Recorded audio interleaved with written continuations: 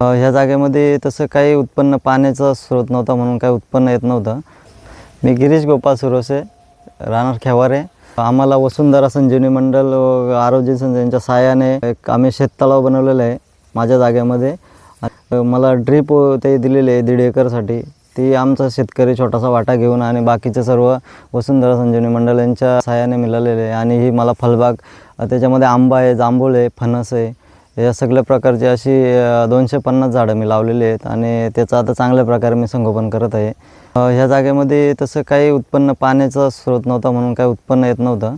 पण आता पाण्याचा स्रोत झाल्यापासून आम्ही आंतरपिकं पण घेतो, काही पावसाळी काकडी वगैरे लावतो. याच्या अगोदर ही पडीकच जमीन होती. आता जेव्हा वसुंधरा संजीवनी मंडळ आणि आरोग्य संस्थेच्या यांच्या सहाय्याने जेव्हा पाण्याचा स्रोत तयार झाला तेव्हा आम्ही ते पुन्हा शेतीकडे वळालो आणि त्याच्यातून आर्थिक लाभ आम्हाला म्हणजे भेटायला लागला आणि आम्हाला म्हणजे त्याच्यात आनंद मिळायला लागला. काही झाडं वगैरे रोज मी ते या शेतामध्ये कधी महिन्यातून यायचो, तर आता मला रोज यावं लागतं. सकाळी मी रोज एक आमची फेरी असते. सध्या व्यवसायाने मी छोटीशी नोकरी करतो, पण शेतीला जोडधंदा म्हणून आम्हाला याच्यामध्ये थोडेफार पैसे भेटतात आंतरपीक घेऊन आणि त्या आंतरपिकातूनच याचा आता इतर खर्च पण आम्ही करतो थोडं. पण आम्ही पहिल्या दिवसापासून प्रत्येक माणसापर्यंत पोचलो, त्यांना त्या गोष्टीची पूर्ण कल्पना करून दिली.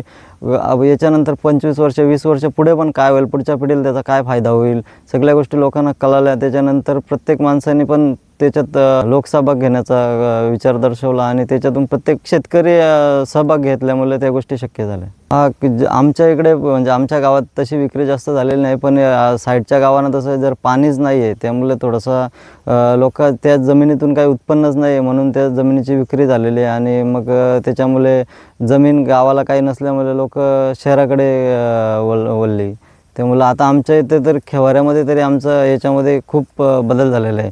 कोणी असं जमीन विक्रीचा कधी विचार नाही करू शकत, कारण पाण्याचा गावाच्या चारही बाजून टेकडींच्यावर शेततळे असल्यामुळे आणि पूर्ण जेवढी पण भातशेती असो किंवा असं वर्कर्स असो, प्रत्येक शेतापर्यंत पाणी पोचल्यामुळे त्याच्यातून याचा शेतकऱ्यांना फायदा होणार आहे. त्यामुळे जमीन विक्री थांबणार आहे. बघायला गेला तर आता आमचा शॉप तो उभा केलेला आहे, तो महाराष्ट्रातला पहिला प्रकल्प आहे. प्रत्येक गावातले लोक इकडे व्हिजिट देतात. ते सर्व म्हणजे आम्हाला असं सांगून जातात की नाही, तुम्ही जे केलेलं आहे किंवा वसुंधरा संजीवनी मंडळ तुम्हाला जे दिलेलं आहे ते याच्यातून सगळ्या गावांना आदर्श मिळू शकतो.